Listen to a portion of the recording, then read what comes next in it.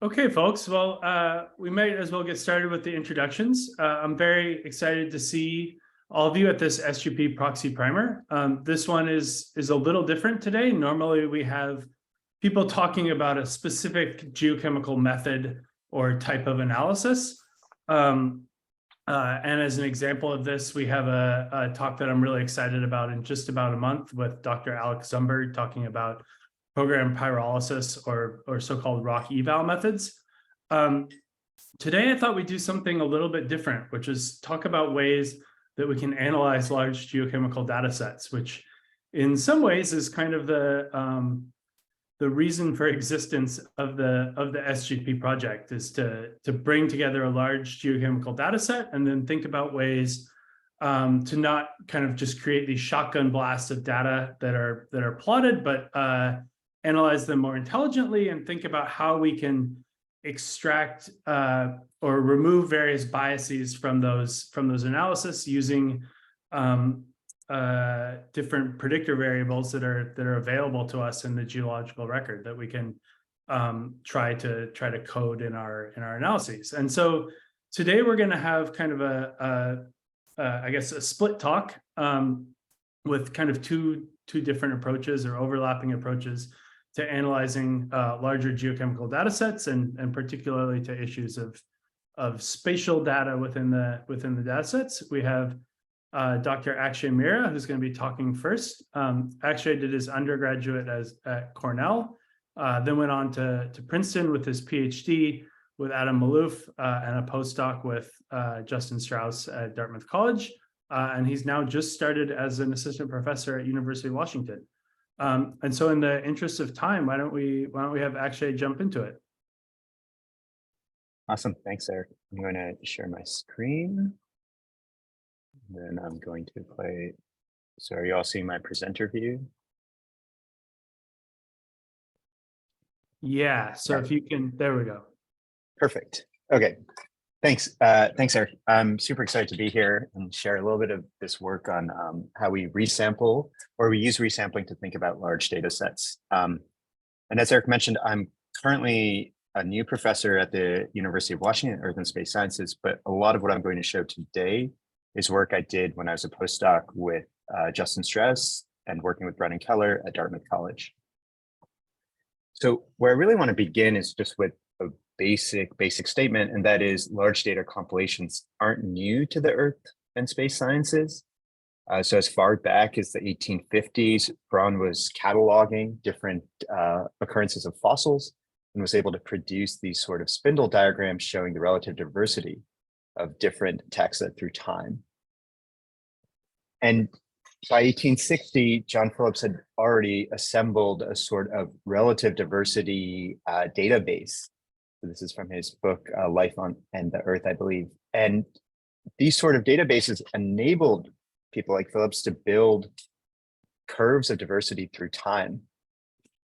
The central take home I want you to take away from this specific figure is that when these data were plotted and once these curves were produced, these curves were meaningful, even if later advances in cataloging, increases in sort of the larger databases enabled more and more detail into these curves. But what you can see in this Phillips plot right here are three fauna, and you can see both diversification events and then extinction events. And I think those sort of broad structures of the changes in life on our planet have maintained over the last 150 years.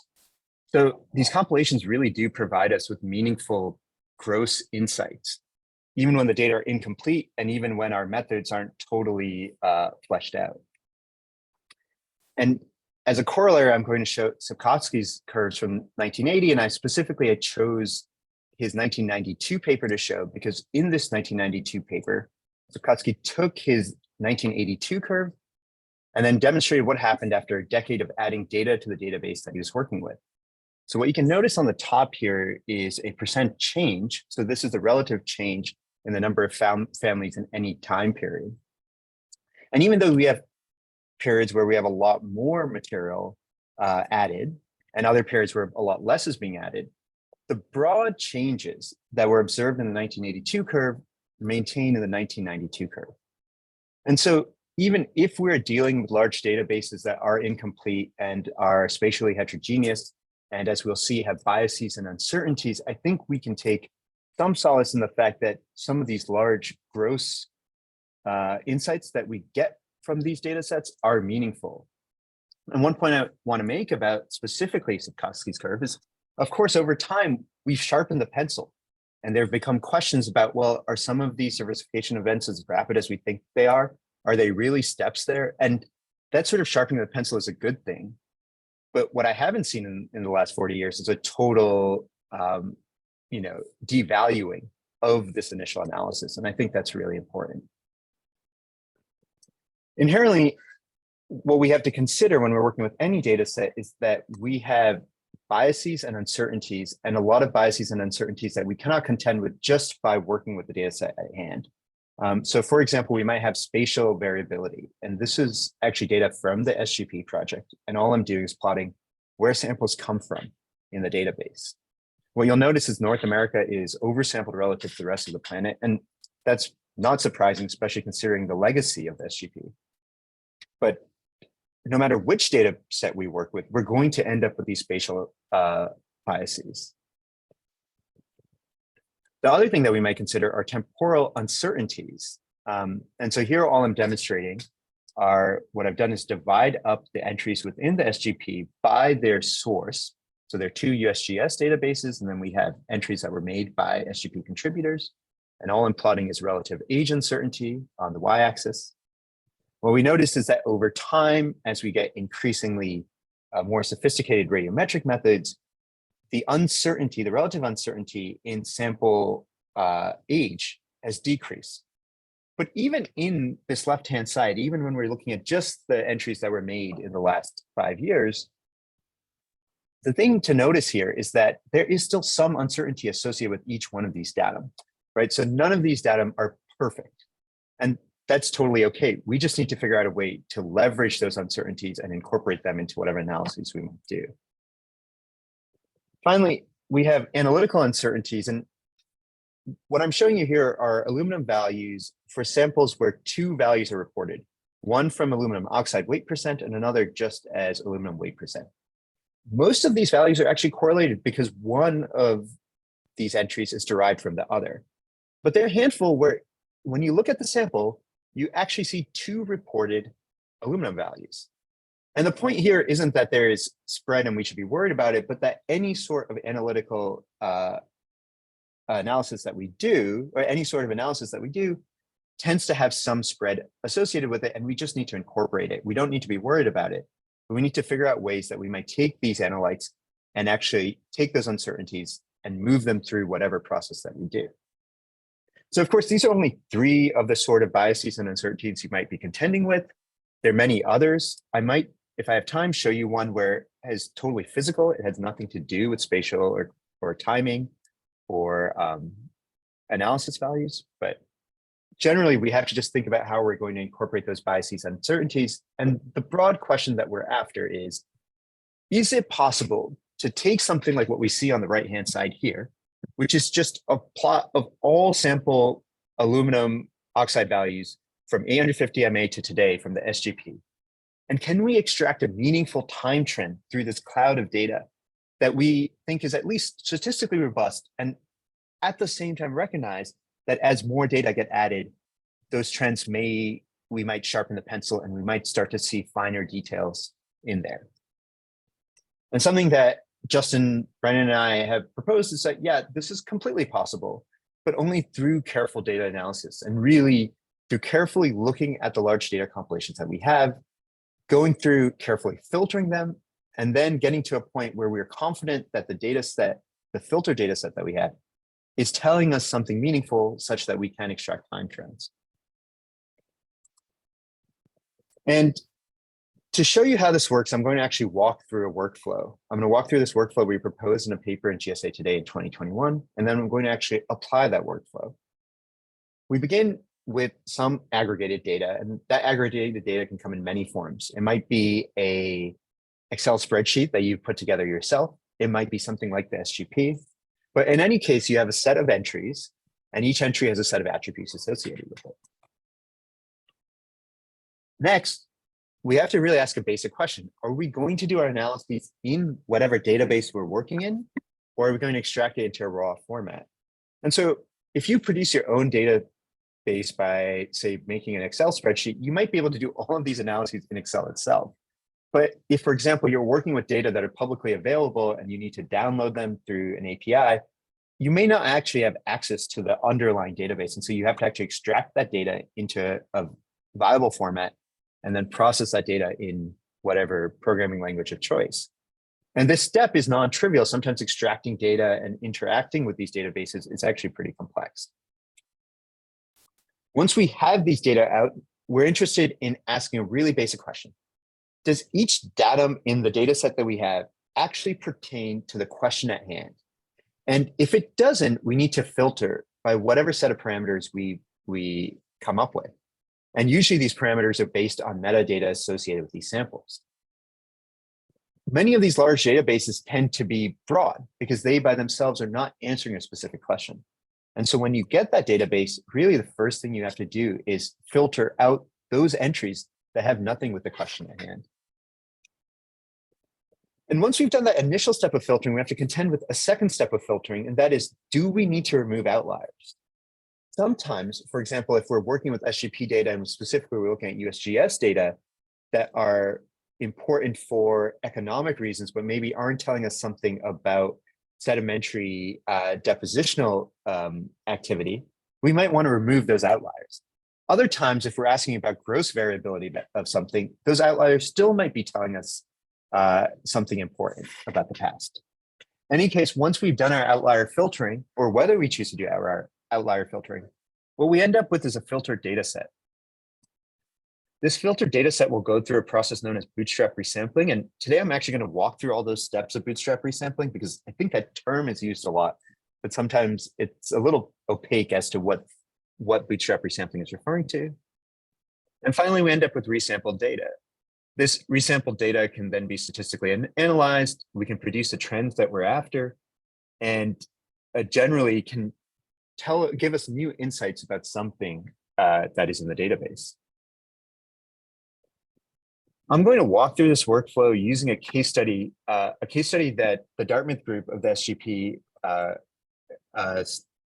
set out to answer when we first came up with this workflow, and that is, what does a sedimentary record of mudstones look like through Earth history, and how do those trends that we get inform us of relationships between tectonics, weathering processes, and provenance?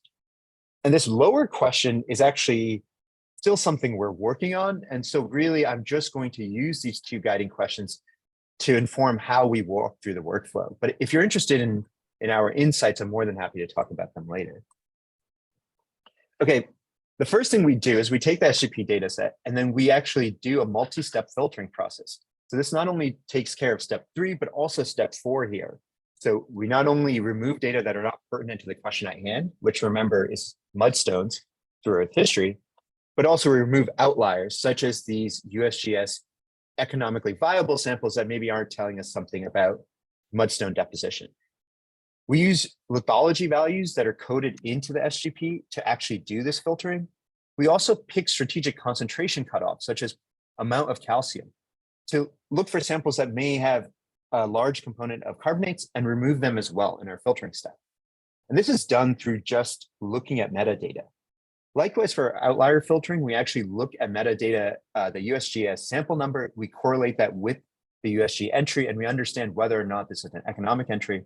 And if it is, we remove it from the data set as well. On the right-hand side, I'm actually showing you the effects of this filtering process.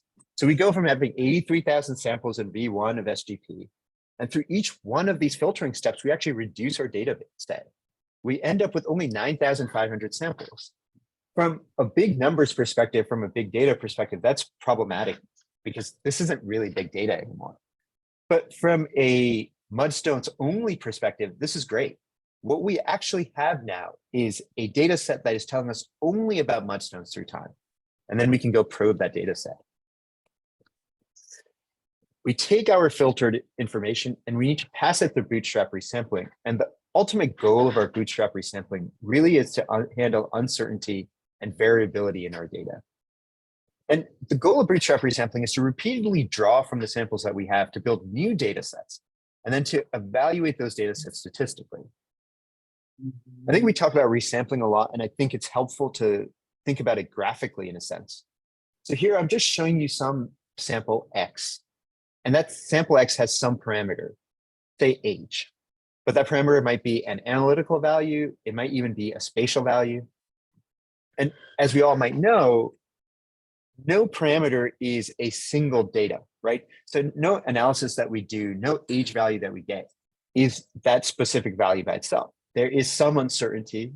So when we think about age, for example, we know an age plus or minus some number of years. That plus or minus gets larger as we go back in time. And one way we can think of these uncertainties as a distribution. And so here I'm just showing you the distribution of, say, a parameter age for this value X.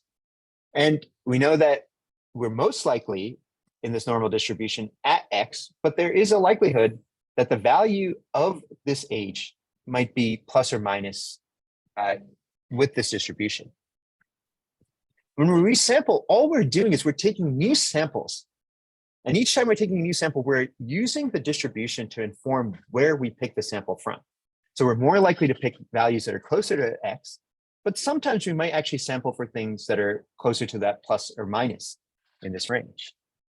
When we're resampling again and again, we're actually picking samples over and over again, informed each time by the underlying distribution of uncertainty. And eventually what we end up with is a new data set where we've actually drawn the sample over and over again such that we actually have a whole set of values. And each one of these draws is telling us something about the potential for what that sample's parameter value may have been. So that is an intra-sample question. So every time we have a sample and we have some sort of parameter associated with it, we're trying to evaluate what the distribution of that parameter might be. But we also might think about inter-sample variability and heterogeneity. And specifically, we might talk about inverse distance weighting. And the idea behind inverse distance weighting, which I'll show the formal definition of in a minute, is that we want to penalize samples that are all close together because they're not really telling us much about variability. And we want to maximize samples that are hanging out by themselves. And see, all I'm showing here is a grid with some parameter value. It goes from -10 in the top left, and it goes all the way to +10 in the bottom right. So just imagine a set of samples that you have from this time zero on this grid. You've got one sample in that -10 space, but you have a whole bunch of values down in the +10 space. And if what you're trying to do is extract an average value, it kind of becomes a problem if you're really using all of these samples over in the lower right, because that sample in the upper left gets reduced weighting. So we need to figure out a way to, when we're drawing more and more samples from our data set, basically penalize all these samples that are close together in space and draw that sample up in that top left more and more often. We have the same problem when we think between time periods. So we have time 0 and we have time 1. So in time +1, we only have a single sample from the center. And so what we might want to do is penalize all these samples that are close together in time and space down here in time 0, and actually give greater weight to the samples that are up here in the top left in -10, and the single sample that we have from this time +1. And so that's essentially all inverse distance weighting is doing. All we're trying to do is penalize samples that are close together in time and space to avoid oversampling. Formally, you can think of inverse distance weighting as this really simple function where we have some weight on the left-hand side.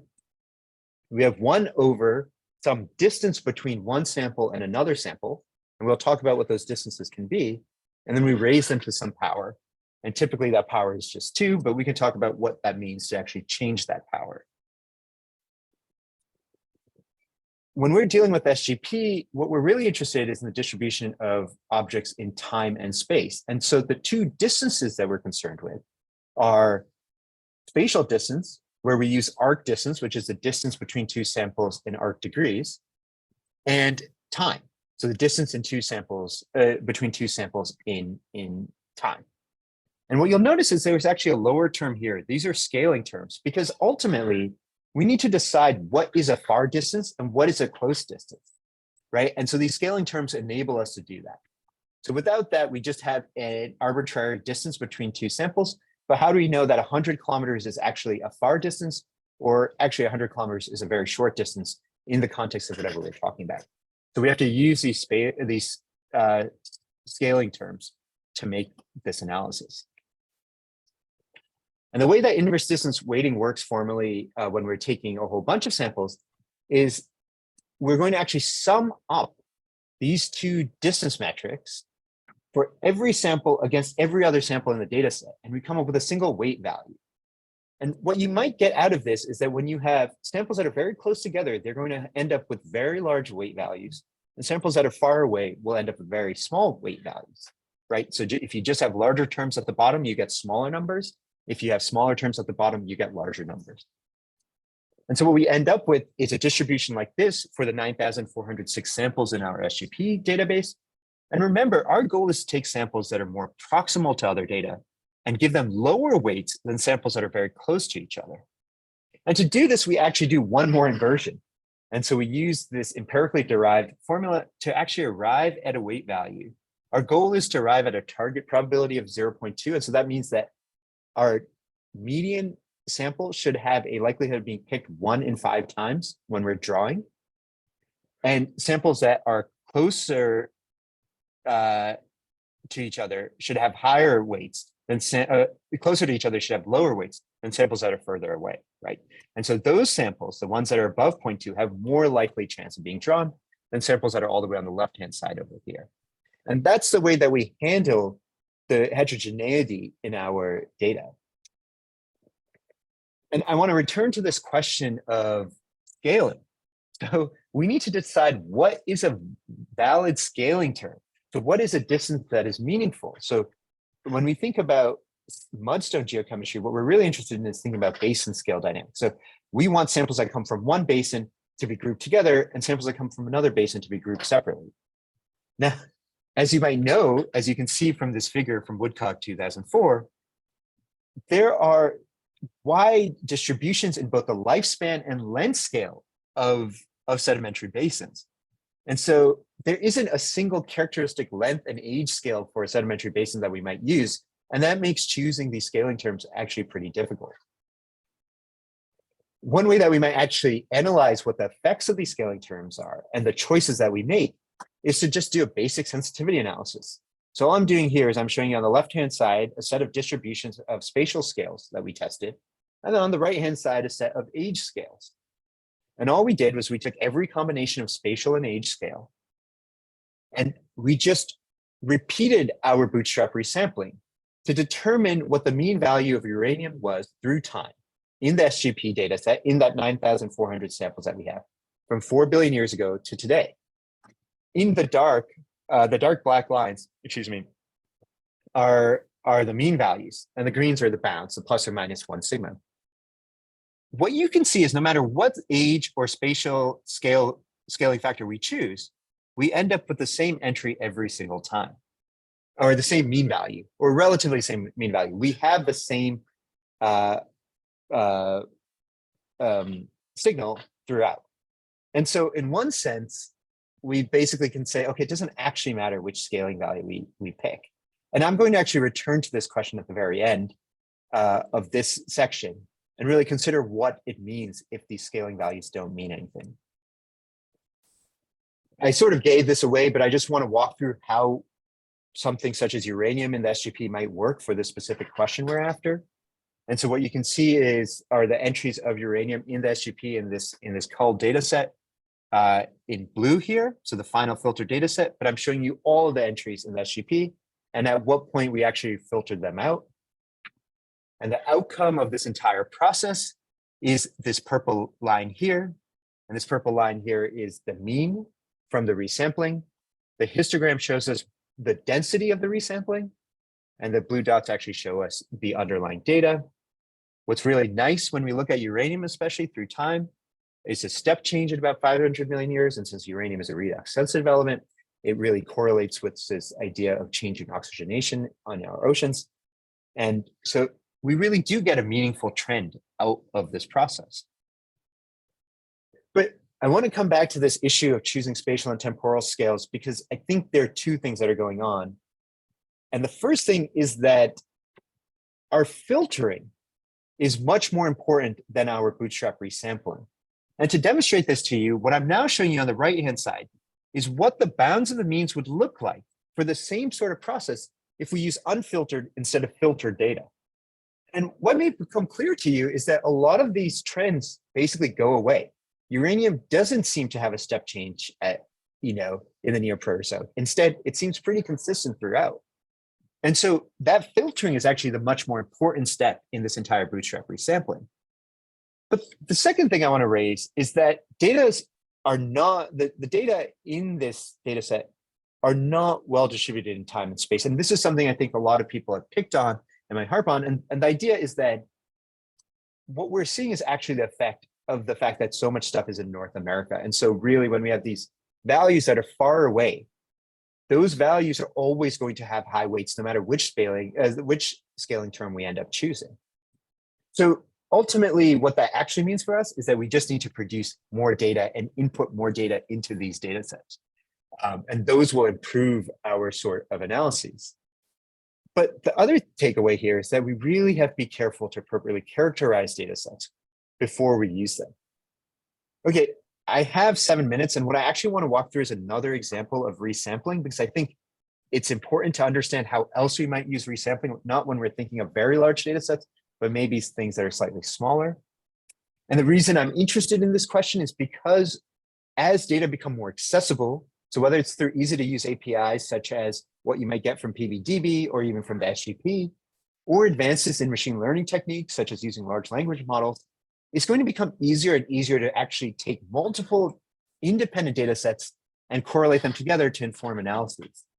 And so we need to become good at understanding how to do this sort of characterization. I'm going to walk through a study of ooid sizes, and this is work that I've been doing with Bolton House, who's a grad student at Princeton, who's about to wrap up. And I'm going to illustrate how we might use multiple lines of evidence to characterize our data. And I'm going to start with this plot from 2022, and this is a plot of ooid sizes through time. So ooids are just concentric carbonate grains. Their morphology, and specifically the shape and size, are useful as paleoenvironmental indicators. What you're seeing on the right-hand side here are ooid sizes that are measured using a convolutional neural network. So essentially you take thin sections, and what the authors have done is that they've actually gone through and using machine learning have collected ooid sizes for different samples through time. And each one of these bars represents a single sample in a single location. One thing that Bolton did was basically take the minor axis length from, sorry, can you all see that? Give me a sec. So one thing, sorry, did that go away? Okay, it's back. So one thing Bolton did over here is take the minor axis length on the left-hand side from these data, and then plot them against number of unique locations on the x-axis. And if you put a trend line through this, you see a weak trend, right? R squared is 0.28, it's not very strong, and the p-value is not great. But there is a suggestion here that during times of increased carbonate production, you might imagine a larger range of ooid sizes forming because you just have more depositional settings and more depositional variability there. And the question now we want to be after is, how robust is this trend? Well, the first thing we can do is think about the errors that are inherent in this data set. And one of the really basic errors is that when you take a concentric spherical to elliptical grain and you slice it, you have some percentage of error. And what Bolton showed in a 2021 paper that we put out was that the measurements of the axis lengths can be as much as 35% wrong. What you're seeing on the right-hand side is a synthetic analysis where we basically take major axis length, we know the true values, and then we slice them, we get a set of measured values. And those measured values can be as much as 35% wrong. And that this error is directional, right? So you can never overestimate your major axis length, but you can certainly underestimate it. So what we can do is we can take this information and we can take a conservative estimate of the error that we have from 2D measurements. and we can apply them to the data set using the resampling that I demonstrated before. And all I'm showing you here is in whites, in the dark circles, essentially the median values from the original data set. And the red arrows show you how these values shift as we do our resampling. And not surprisingly, because this is a percentage error, ooid populations that have larger sizes shift greater than ooid populations that have smaller sizes. But generally, the nice part here is that we actually probably preserve the same signal. We can ask whether this has any impact on this trend that we're seeing. So here's the original trend. Here's that trend with the resampling and the re-densified data. And really, the same weak trend holds. So we've sort of addressed that left-hand side.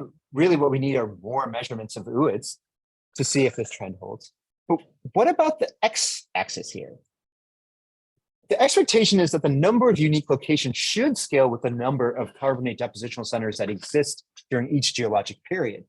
But right now, we have no information if this is a truly representative data set on the x-axis. And really what we have to do is look at some other line of evidence to determine whether, in fact, the Triassic actually had more depositional centers than, say, the Quaternary. And really, this is a question of looking at the rock record and saying, okay, what is the relative proportion of these different rock types in the rock record? And so here we actually use GeoDeepDive, now known as XDD. And what we do is we go through and we basically, for each time interval, each time period, extract records of carbonate rocks and then determine how many of them actually have ooids in them. And we use this percentage to arrive at our expected proportionality. That's on the y-axis here. Then we have our proportionality from the ooids data set. Yes. Oh, on the x-axis. And what's pretty clear here is that these two things are not actually one-to-one, right? So what we'd expect is for everything to plot on this one-to-one line, so that, for example, when we have a sample up here, such as a Devonian, really the XGD is telling us it should make up about 0.22 of proportionally of the data set. But in fact, in the ooids data set, it only makes up about 7%. We can use these reproportioning algorithms to actually bring everything back to line. And what that allows us to do is calculate a number of locations expected per period for a given size of data set. And so here we have the original data set in the white bars. We have the proportional data set here. So that's for the number of entries that we actually have in this original ooids database. And what we can do with this information now is actually draw new populations. And each time we draw n locations for each period, informed by that histogram I just showed you. And then for each ooid and from each of these locations, we can choose a new minor axis length. And then we can look to see what does the trend line actually look like. And so that's all I'm showing you on the right-hand side. This is the output of correlation coefficients for 1,000 runs. 11.3% of those runs on the left-hand side actually show negative correlations, but a sizable percentage, about 20%, show statistically significant positive correlations. And so the statistically significant values are actually in this dashed or hatched red area in the histogram here. And so to us, that suggests that this trend might be meaningful, that as we start to add more and more information, we might actually start to see this trend actually solidify a bit. And at the very least, it's something interesting to pursue. So the last step here, no data set is perfect, but I believe that resampling is one way to address it. And actually, most importantly, if anything from this talk that you may take away, filtering and characterizing your data sets are actually incredibly important in order to produce meaningful insights that we can actually believe are robust and will continue to be meaningful for a long time. So with that, I'll take questions. Thanks. Great. Thanks so much, Akshay. That was really awesome. I think your description in the beginning of how we should conceptualize these large geochemical data sets was as good a one as I've ever heard. So I really appreciated that. I also appreciated your point that we should be, or the implied point that we should be encouraging every researcher outside of North America to be joining SGP and helping get data from other places in the world into the database. And then finally, as you said in this last slide, that documenting your steps of filtering is really important in your materials and methods. So I do want to move on to Dr. Sundell's talk, but if we have someone that would like to ask a question of Akshay before we move on, why don't you just quickly unmute yourself and jump into it?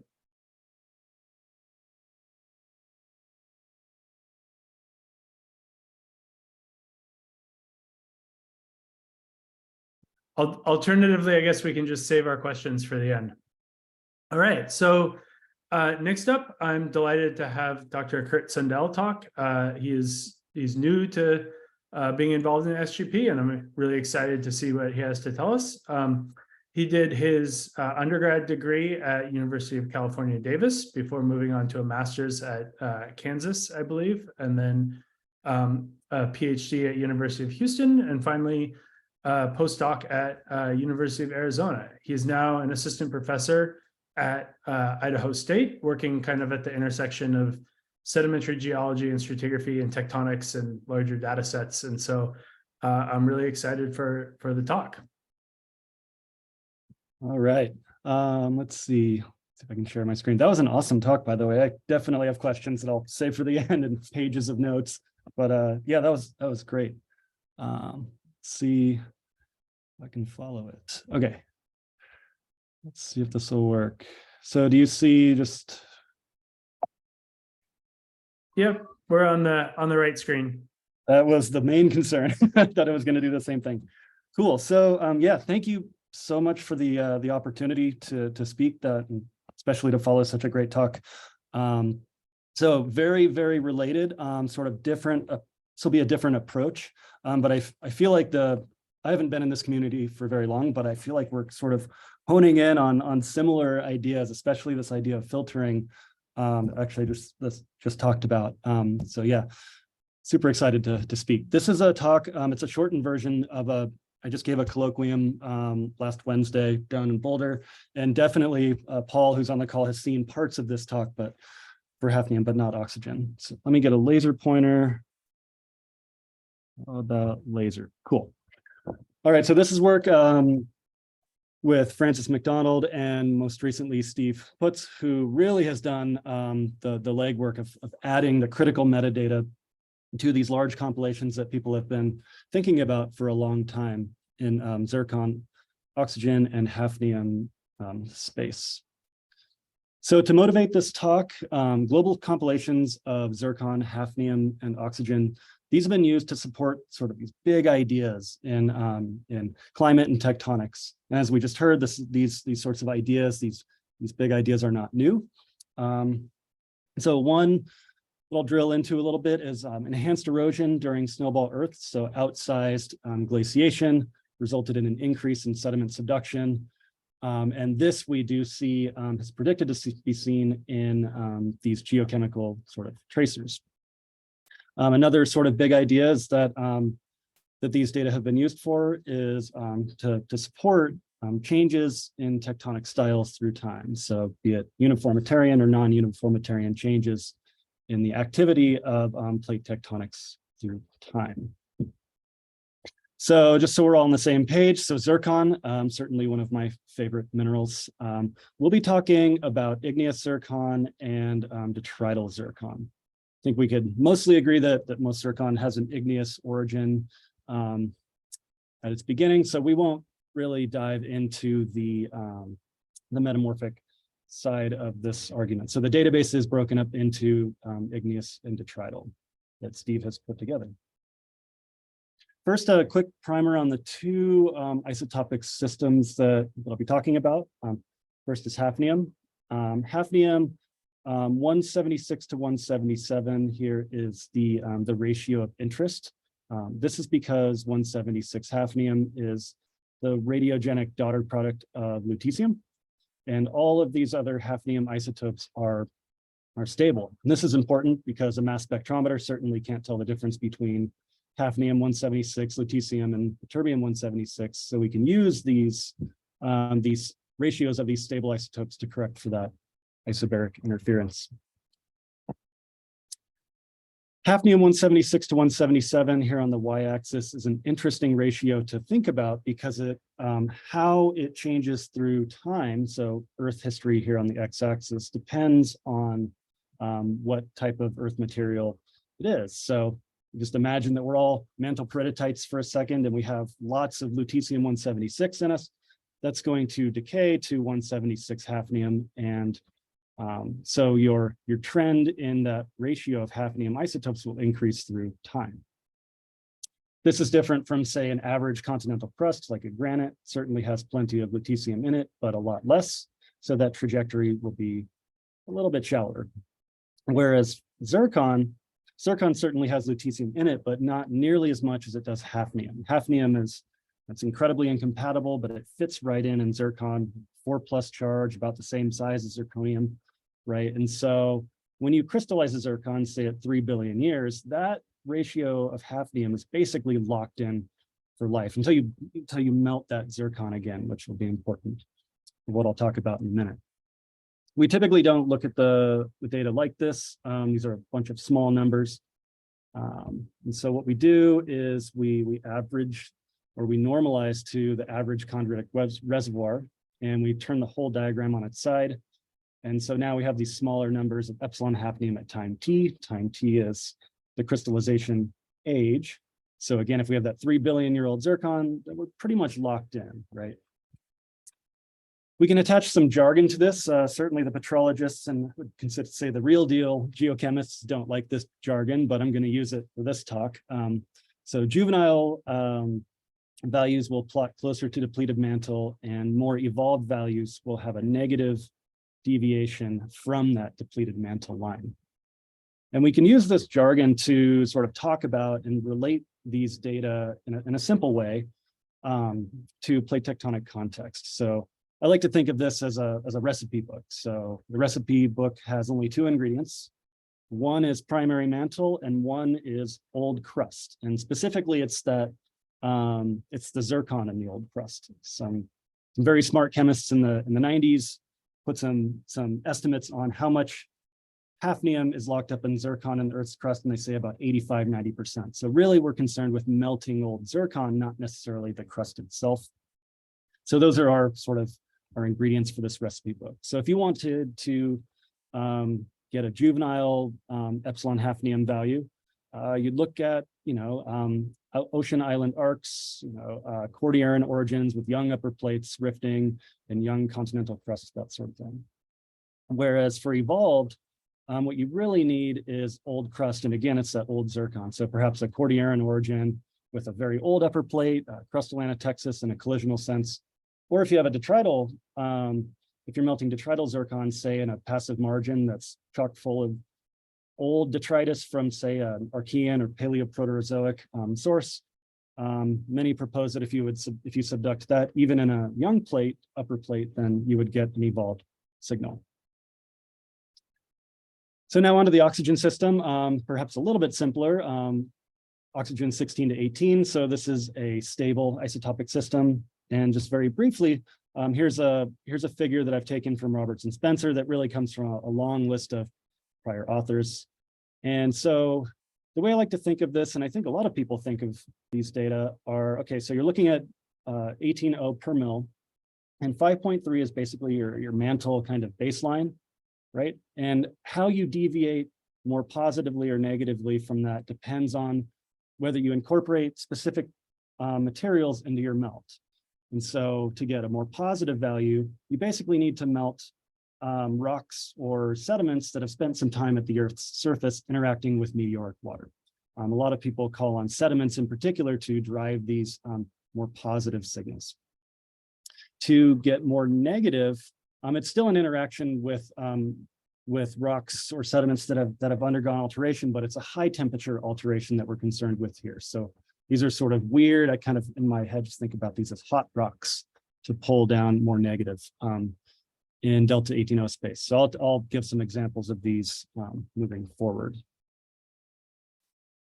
So as the prior talk definitely alluded to, global compilations and big ideas from global compilations certainly aren't new. I mean, back from the 1800s, but these are some very recent examples. That I'll drill into this one in particular, the Sobolev Brown sort of surface erosion drives and really controls what they consider the activity of plate tectonics on Earth through Earth's history. Now, the great Warren Hamilton, a proponent of this sort of relatively late onset of plate tectonics. Certainly Bob Stern is in the same camp where, okay, if we didn't have plate tectonics until the Neoproterozoic, what did we have before that? And then recent work by Keller's group. So looking at evidence for the Neoproterozoic great unconformity and proposing that we see this in the isotopic record. The same one that I'll basically show from the Sobolev and Brown paper in the next slide. So here's I consider the money figure out of this paper. So this is a sort of a classic thing to do in these papers. I've certainly made a lot of figures like this where I put as many axes as I possibly can on it and throw apples, oranges, bananas, cucumbers on the same plot and see if things sort of line up, sort of this, can we tease something out and do things correlate just in a visual sense? So here we have time on the x-axis, and I'll just highlight the two proxies of interest, so zircon hafnium and zircon oxygen. So we'll start with hafnium, this sort of maroon color, and sort of go through time here. And the biggest isotopic excursion happens in the latest Neoproterozoic to a more negative value. And so same thing with oxygen. Let's sort of go through time here, a huge isotopic excursion toward positive and then very negative in the Neoproterozoics, Tonian, and then you get into the latest Neoproterozoic, and there it is, sort of the opposite isotopic excursion for oxygen. So these authors have related this to snowball Earth. So outsized erosion, you put those sediments into the trenches, and that acts as a lubrication that then kickstarts plate tectonics in their view. So again, these big, exciting ideas. And in this paper in particular, they say that this happened earlier in Earth's history. The recipe book, coming back to tectonic context, this is what would be predicted from an isotopic pull down for hafnium. And then if you do have subduction of rocks that have spent time at the Earth's surface, be it sediments or rocks that are formed from supercrustal rocks like S-type granites, that could potentially produce this pull up in oxygen space. The problem with this sort of approach is, and as we heard from the last talk, there's really no geographic or geologic context, right?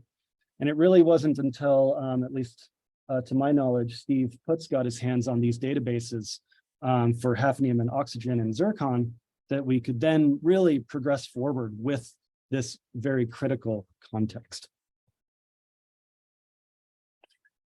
So I'm going to take a little bit of a different approach as far as looking at the data and visualizing the data. So here is a single data point with time on the x-axis and epsilon hafnium on the y, and we're going to create a bivariate kernel density estimate, so a bivariate KDE. If we had some uncertainties or some kernel bandwidth on both axes, we can turn these into Gaussian curves and then mathematically just convert that into a three-dimensional Gaussian. And it's effectively, it is a density plot, but it's sort of like a heat map if you think of it that way. And all this is a volume, right? So just a Gaussian, it sums to 1 in 3 dimensions. And we're looking down vertically on that x-axis. And so if you actually just want to make these, the first time I ever did this, I coded it probably the worst way possible, where I just started adding up Gaussians for hundreds of thousands of points. I think the first attempt, it took the code 23 hours to run, so that didn't really work out well. And instead, there's a better way where you actually just do a little simple trick in the math and use a discrete cosine transform and then the inverse of that. And you can produce the exact same thing, but you can do it in seconds.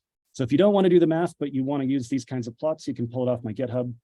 And it doesn't have to be hafnium data. I called it hafnium plotter.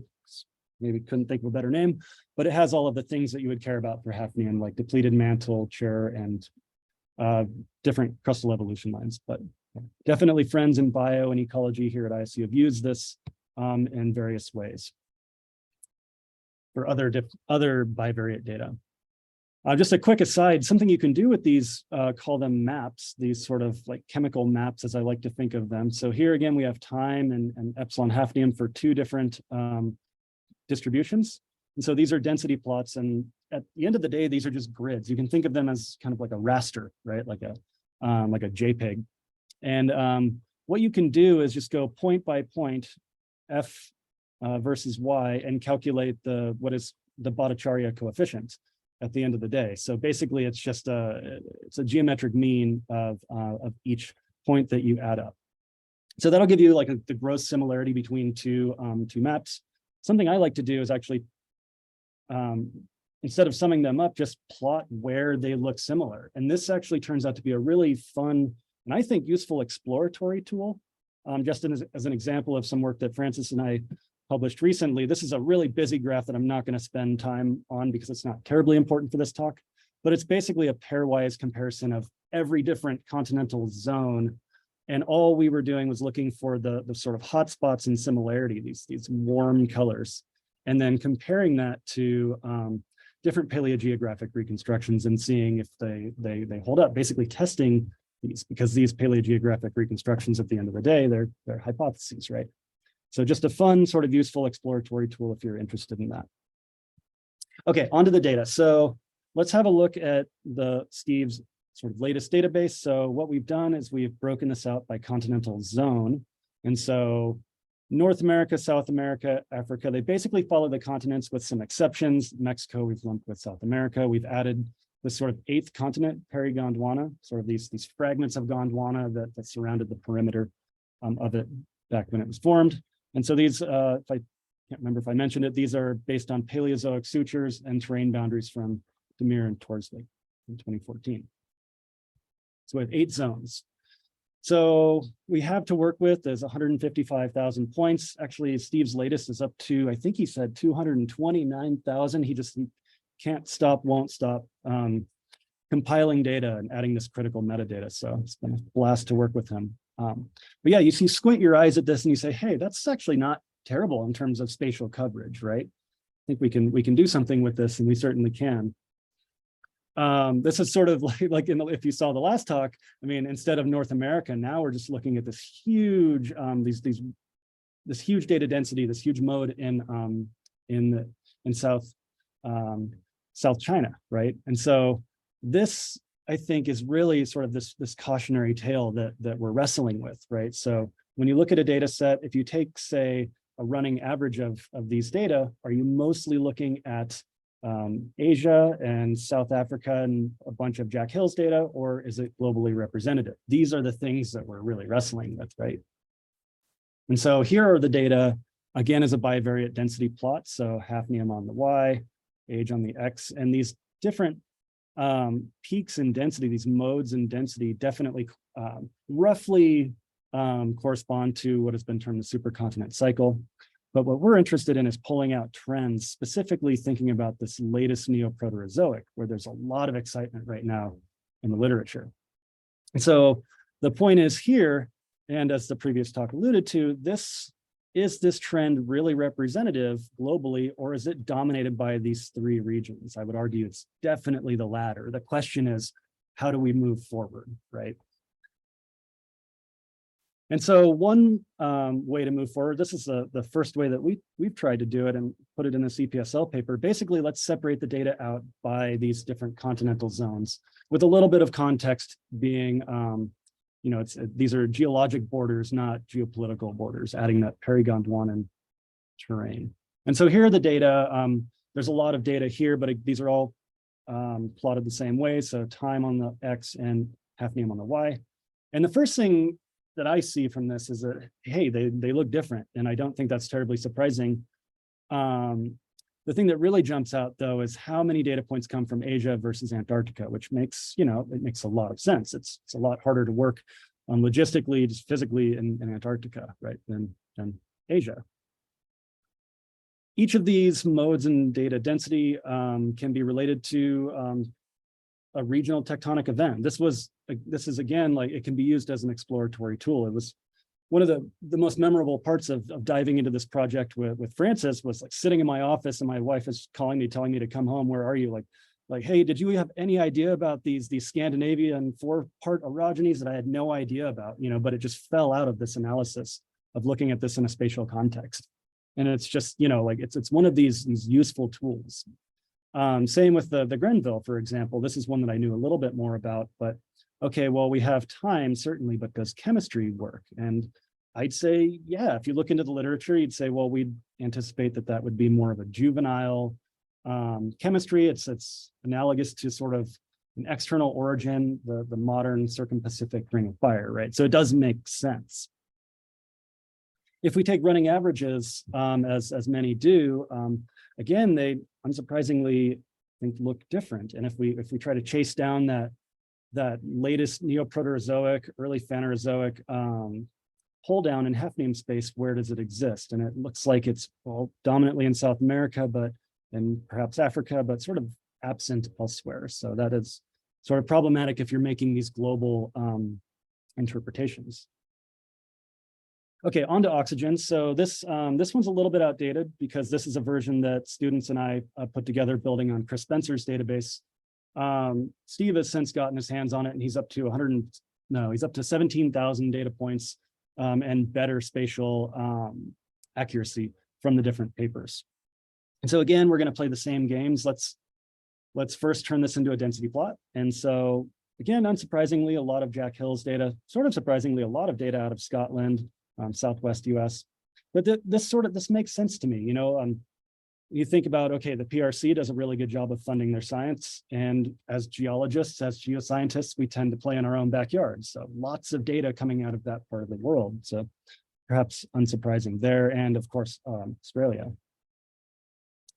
If we take all of the data and put it on one of these density plots, it looks a lot different. Again, we're sort of, the concern is, okay, where are we at compared to that 5.3 per mil baseline? Is it positive or negative of that? And you can see in the near modern, this is a huge mode. It's the single dominant mode in this data set. So what is that? If we do a running average, we can see we go through time, a major pull down in the Tonian, a major pull up in the latest Neoproterozoic, Paleozoic, and then near modern on into the Neogene and almost zero, we have this huge mode and toward negative values. So let's play the same game we played before and parse these out spatially. So, and I'm going to put the running averages on there. And what you can see is, well, first, where is that near modern negative excursion? And it's only located in North America. It's like, okay, well, that's definitely, we can drill into the databases and figure out that, hey, that's just Yellowstone and Iceland, right? And so, you know, if we sat here for 1 billion years and then took a running average and say, hey, is that a meaningful global trend, or are we just looking at, you know, some weird rocks in mostly the Intermountain West? And so that's sort of, you know, Earth as an experiment has already run itself, right? So we're sort of, this is exactly what we're wrestling with, is like teasing out what happened deeper in Earth's history, which is what we care about. If we go looking for these pull ups in oxygen space, they're really limited to Australia and South America, right? So again, this sort of cautionary tale of spatial and temporal bias. All right, so the last thing I'm going to do in this talk is show some recent work in G-plates. So we've been working with G-plates with the hafnium data set and more recently with the oxygen data set. So some very preliminary work, some plots that I made, gosh, just last week at the end here. So what we're going to do is tie these data separately to a plate model in G-plates. This is a plate model from Andrew Murdath in 2021. It's the latest plate model, at least that I have my hands on. And we're just going to hit the rewind button to different parts of Earth's history. The first one that we're going to rewind to is the latest Neoproterozoic, the timing of those opposing isotopic excursions. And so we'll rewind basically back to the time of Gondwana. So here's Gondwana sort of smearing out on the South Pole in this projection, and I'm going to pause it there. And so here's Gondwana at the South Pole, and all I'm going to do is take Gondwana data versus not Gondwana data and just see if there's a difference. Again, this is sort of a cursory approach to something that we want to take further, but the question is really how to do that. So here, again, a couple of density plots. So the x-axis is, we're way zoomed in now, so we're going from the cryogenian or part of it into part of the Devonian, so 7 to 400 MA. and hafnium on the x-axis. And the left is not Gondwana, and the right is not Gondwana. And the first thing you see is if you plot the running median, you don't see this huge isotopic excursion. And what this tells me is, what I sort of take from this is the excursion itself is really, these are the outliers in the system, right? They're certainly absent in the non-Gondwanan data, but this is a running median, so it's not as skewed as a mean, but even the mean doesn't pull down that far. So really, these are the outliers in the system that are driving this anomaly that has been interpreted as a global phenomenon. Same thing with the oxygen data. So same time scale, oxygen on the Y now. And so in general, you see that, well, these, yes, are elevated above that, say, mantle baseline at 5.3, but so are the non-Gondwanan, but just not as much. And these data are just very limited. I don't have the N value here, but it's quite low compared to how much data comes from these Gondwanan fragments. The last thing I'll do with G plates here, let's just take and do a sensitivity test based on the earliest Neoproterozoic to present, and just look at the oxygen data. So this is a running median, right, of just Neoproterozoic data. So here are a couple of anomalies that I've pointed out before. So in the Tonian, it's a very negative anomaly, into sort of the latest Neoproterozoic and into the Paleozoic, the Devonian specifically, some anomalies toward more positive values, and then this very recent negative anomaly. So if we run our G-plates model back to about 700 MA, we can isolate just this signal by looking at, it really turns out to be just a handful of papers. And so it's really 3 papers that dominate this signal in this database. So mostly this is related to the Dabi Sulu origin. So people found some weird rocks, right? Some with some very negative values in oxygen space, and they just kept sampling those rocks, and in turn dominated this database at this time. Interestingly, the later part of this excursion is in Egypt, and I have not dug into these papers yet, but I'm very intrigued to see what those rocks have to say.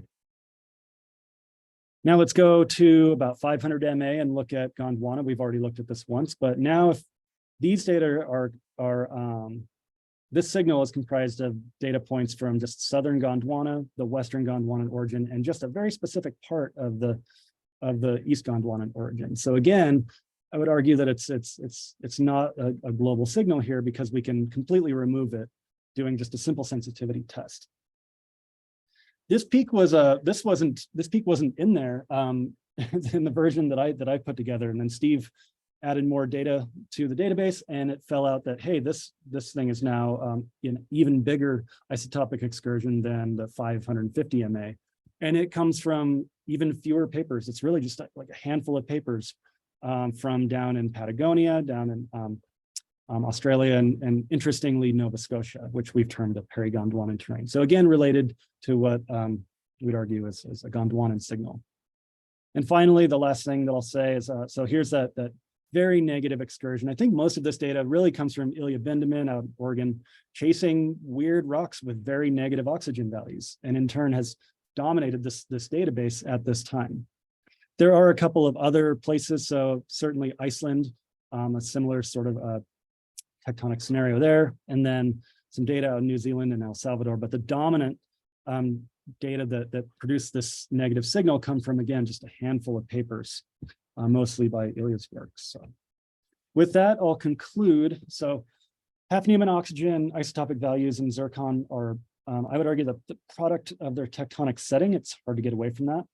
And global compilations, in turn, are biased by regional orogenic events, and something I didn't talk much about, but these are modulated. They're all on the backdrop of the, quote, supercontinent cycle, right? So the amalgamation, tenure, and breakup of supercontinents. So it really controls a lot of what we have preserved and what we have to work with. The latest Neoproterozoic isotopic excursions in oxygen and hafnium, these are limited to continental zones associated with Gondwana, and I think it's hard to make the case that this is a global signal related to snowball Earth erosion. So with that, I'll just leave my acknowledgements up here, and yeah, definitely let's take questions and have a discussion about both talks. This has been a lot of fun, so thank you. Thanks, Kurt. That was really fun. Really cool way to look at the data. I note when you're talking about a couple of papers that are dominating the discussion, that's something that's really seen in the paleontological literature as well, and they talk about it as monograph effects. So again, I think, and Akshay mentioned this as well, I think the paleontologists were kind of ahead of the curve in terms of thinking about all these biases, and I think that's we can go back to the well there a lot in terms of thinking about how to analyze our big data